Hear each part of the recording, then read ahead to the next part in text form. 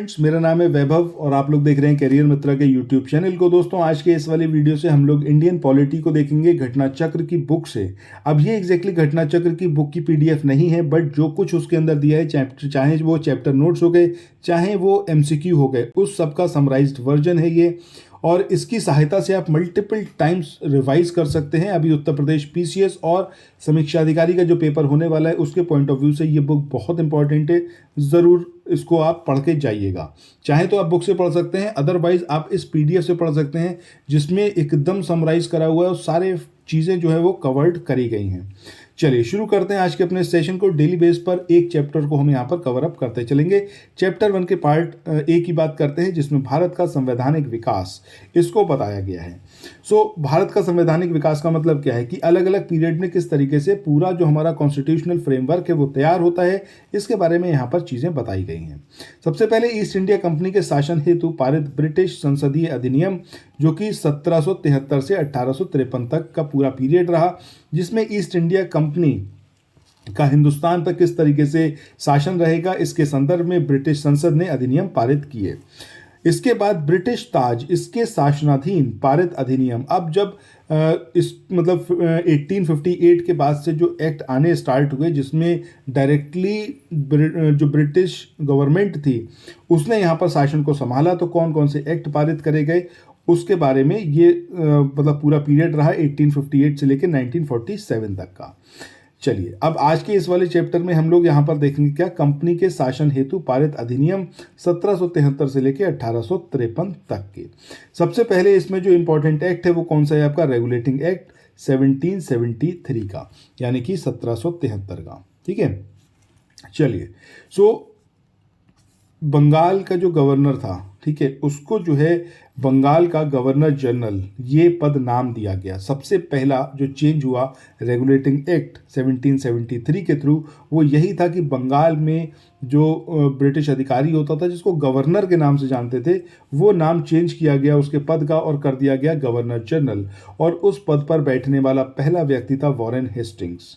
अब ऑब्वियसली बात है कि जब एक नया पद बनाया गया है तो उसकी रिस्पॉन्सिबिलिटीज़ बढ़ाई गई होंगी, तो उसको हेल्प करने के लिए कुछ कर्मचारियों की भी ज़रूरत रहेगी। तो इसकी हेल्प के लिए एक 4 सदस्यों की परिषद जो था उसको इस्टेब्लिश किया गया, जिसमें फ्रांसिस, क्लेवरिंग, मानसन और वॉरवेल, ये 4 व्यक्ति थे जिनको उस काउंसिल में रखा गया, जो कि एक कार्यकारी परिषद थी। और इसका जो कार्यकाल था ये कितना था, 5 वर्ष। 5 वर्ष के कार्यकाल के लिए इस परिषद को इस्टेब्लिश किया गया।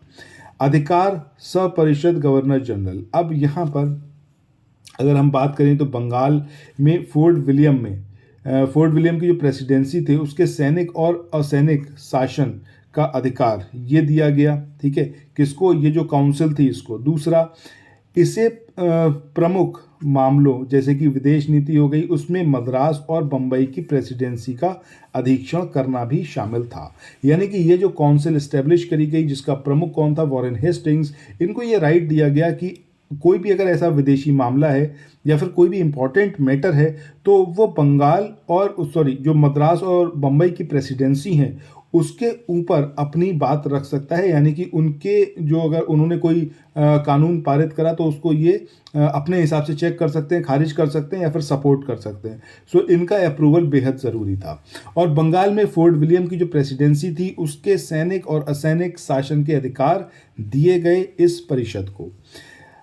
कलकत्ता में 1774 में एक उच्चतम न्यायालय इसको इस्टेब्लिश किया गया, जिसमें एक मुख्य न्यायाधीश और 3 जो थे उसके सपोर्ट में, फिर उसकी हेल्प के लिए 3 दूसरे न्यायाधीशों को रखा गया। अब ये जो सर्वोच्च न्यायालय थी कौन से ईयर में इस्टेब्लिश की गई, 1774 में कलकत्ता में। और पहले जो न्यायाधीश थे उनका नाम क्या था, एलिजा इम्पे। कंपनी ने, या फिर हम कहें तो कंपनी के कर्मचारियों को निजी व्यापार करने और भारतीयों से उपहार लेने के लिए प्रतिबंधित किया गया था। आगे बात करते हैं पिट्स इंडिया एक्ट 1784 की, 1784। जो ये पिट्स इंडिया एक्ट था, इसका मेन पर्पस क्या था, इसने क्या करा कि कंपनी के जो राजनीतिक और व्यापारिक कार्य थे उनको अलग अलग किया।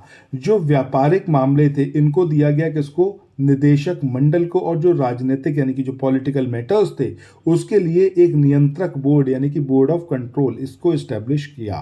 तो अभी तक क्या था, कंपनी के राजनीतिक और व्यापारिक कार्य वो एक परिषद ही संभाल रही थी जिसको हेड कौन कर रहे थे, वॉरेन हेस्टिंग्स। बट इस एक्ट के थ्रू सेपरेट किया गया व्यापारिक मामलों के अधिकारों को और राजनीतिक मामलों के अधिकार को। आगे बढ़ते हैं, नेक्स्ट एक्ट की बात करते हैं। 1786 का जो अधिनियम आया, इसमें क्या रहा, इसमें गवर्नर जनरल को प्रधान सेनापति की शक्तियां दी गई, पहली चीज। दूसरा, गवर्नर जनरल को विशेष परिस्थितियों में अपनी परिषद के निर्णय को निरस्त करने अथवा लागू करने का अधिकार दिया गया। यानी कि अभी तक ऐसा नहीं था कि गवर्नर जनरल अपनी परिषद के निर्णय को ओवर रूल कर सकते थे, बट यहाँ पर 1786 का जो एक्ट आया इसमें इस बात का राइट दिया गया कि अगर गवर्नर जनरल चाहे तो विशेष परिस्थितियों में अपनी परिषद के निर्णय को चाहे तो लागू करें चाहे तो निरस्त करें। और ये दोनों अधिकार सबसे पहले किसको मिले, लॉर्ड कॉर्नवालिस को मिले थे। इसके बाद आगे बात करें 1793 के चार्टर एक्ट की, इसने कंपनी के अधिकारों को 20 वर्ष के लिए बढ़ा दिया था।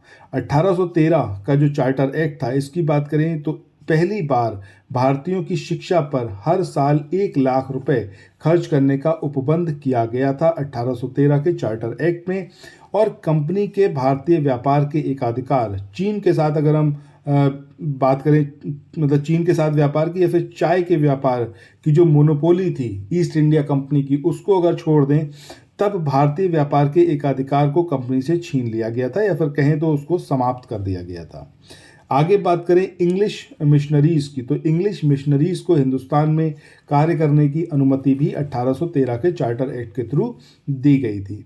कंपनी द्वारा अधिकृत भारतीय राज्य क्षेत्रों पर ब्रिटिश क्राउन की संप्रभुता को सुदृढ़ किया गया। कंपनी को अगले 20 वर्षों के लिए राजस्व अधिकार सौंपे गए। इसके बाद नेक्स्ट यहाँ पर अगला जो एक्ट था वो था आपका 1813 का चार्टर एक्ट, 1833 का चार्टर एक्ट, ठीक है। सो 1833 का चार्टर एक्ट के थ्रू क्या क्या चीज़ें आई, क्या क्या प्रोविजंस रखे गए। पहला था कि बंगाल का जो गवर्नर जनरल था इसको अब पूरे हिंदुस्तान का गवर्नर जनरल बना दिया गया। यानी कि 1773 के रेगुलेटिंग एक्ट में बंगाल के गवर्नर को बंगाल का गवर्नर जनरल नाम दिया गया और 1833 में ये जो गवर्नर जनरल था बंगाल का, इसको पूरे हिंदुस्तान का गवर्नर जनरल बनाया गया और लॉर्ड विलियम बेंटिक हिंदुस्तान के पहले गवर्नर जनरल बने थे। और इस चार्टर एक्ट की धारा 87 इसके अनुसार कोई भी भारतीय केवल धर्म, जन्मस्थान, वंश और वर्ण इसके आधार पर सरकारी सेवा के लिए अयोग्य नहीं समझा जाएगा। यानी कि जो डिस्क्रिमिनेशन है, चाहे वो कास्ट, रिलीजन, बर्थ, इनके बेसिस पर नहीं होगा। उसका वर्ण क्या है इस बात पर कोई इस बात से कोई मतलब नहीं होगा। इन सारी चीज़ों के बेस पर किसी भी भारतीय को सरकारी सेवा में नियुक्ति से वंचित नहीं किया जाएगा। और इस तरीके से देखें तो नियुक्ति के संबंध में भेदभाव को समाप्त यहाँ पर किया गया। देश की शासन प्रणाली का केंद्रीयकरण केंद्रीयकरण किया गया, सेंट्रलाइज किया गया, ठीक है। देश की जो शासन प्रणाली थी उसका सेंट्रलाइजेशन किया गया 1833 के इस चार्टर एक्ट में। कंपनी के समस्त व्यापारिक कार्य समाप्त कर दिए गए और भविष्य में उसे केवल राजनीतिक कार्य ही करने थे। गवर्नर जनरल की परिषद में एक कानूनी सदस्य यानी कि चौथा सदस्य लॉर्ड मैकाले इसको सम्मिलित किया गया। सपरिषद गवर्नर जनरल को पूरे भारत के लिए कानून बनाने का अधिकार दिया गया, यानी कि वो अपनी परिषद, अपनी काउंसिल के साथ मिलकर पूरे हिंदुस्तान के लिए कानून बना सकता था। इसके बाद नेक्स्ट यहाँ पर बात करें 1853 का जो चार्टर एक्ट है, विधायी शक्तियों को कार्यपालिका शक्तियों से अलग करने की व्यवस्था इसमें की गई। विधि निर्माण के लिए गवर्नर जनरल की विधायी परिषद की स्थापना की गई, जिसे आगे चलकर भारतीय केंद्रीय विधान परिषद के नाम से जाना गया। सिविल सेवकों की भर्ती एवं जो चयन हेतु खुली प्रतियोगिता यानी कि ओपन कंपटीशन इसको स्टार्ट किया गया 1853 के जो चार्टर एक्ट था उसके थ्रू, ठीक है। आगे बात करें ईस्ट इंडिया कंपनी के भारत में शिक्षा संबंधी कार्य क्या क्या रहे। सो ईस्ट इंडिया कंपनी ने ओरिएंटल शिक्षा को प्रचलित मतलब उसकी जो प्रचलित प्रणाली थी उसको हतोत्साहित किया और पश्चिमी शिक्षा और अंग्रेजी शिक्षा को बढ़ावा दिया। अब इसका मेन रीज़न क्या था, क्योंकि यहाँ पर गवर्नमेंट चलाने के लिए हिंदुस्तान में ज़रूरी था कि यहाँ के लोगों को भी शामिल किया जाए एडमिनिस्ट्रेशन में, और उसके लिए ज़रूरी था कि वो लोग ब्रिटिश लैंग्वेज समझ पाएँ, इंग्लिश समझ पाएँ, और जो वेस्टर्न पूरा कल्चर है उसको वो समझ पाएँ। ठीक है, इसी के लिए यहाँ पर प्रमोट किया गया वेस्टर्न शिक्षा को और अंग्रेजी मतलब भाषा को। 1813 का जो चार्टर एक्ट था उसमें शिक्षा के लिए पहली बार पैसे देने की बात करी गई। हर साल 1 लाख रुपए खर्च किया गया उसके थ्रू, इस प्रोविज़न को रखा गया। उसके बाद 1823 की बात करें सो general committee of public instruction इसका गठन किया गया, जिसकी मुख्य जिम्मेदारी क्या थी कि शिक्षा के लिए 1 लाख रुपए का अनुदान की वो व्यवस्था करे। कमेटी ने 10 यूरोपीय सदस्यों को शामिल किया गया कमेटी में। इसमें आंग्ल और प्राच्य दोनों शिक्षा माध्यमों के समर्थक शामिल थे। अगर बात करें आंग्ल शिक्षा समर्थक के नेता की तो वो कौन थे, आपके ट्रेवेलियन थे। और वहीं अगर हम प्राच्य शिक्षा समर्थकों के नेता की बात करें तो उनका नाम क्या था, H.T. प्रिंसेप।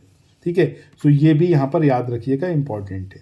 7 मार्च 1835 लॉर्ड विलियम बेंटिक, जो कि हिंदुस्तान में इनका कार्यकाल 1828 से 1835 रहा, सो लॉर्ड मैकाले के प्रस्ताव को स्वीकृत किया गया और भारत में अंग्रेजी को उच्च शिक्षा का माध्यम मान लिया गया। ठीक है, कब, 7 मार्च 1835 को। ये पूरा जो टेन्योर चल रहा था किसका, लॉर्ड विलियम बेंटिक का चल रहा था। चलो, सो आज जो है हमने चैप्टर 1 के पार्ट ए को ख़त्म करा है, कल हम पार्ट बी को देखेंगे। सो चैनल को सब्सक्राइब कर लेना। बाकी अगर आपको ये PDF चाहिए तो इसके लिए आपको 9027281376 इस नंबर पर व्हाट्सएप या फिर टेलीग्राम करना है। ठीक है, चलो, थैंक्स फॉर वॉचिंग, मिलते हैं नेक्स्ट वीडियो में, बाय बाय।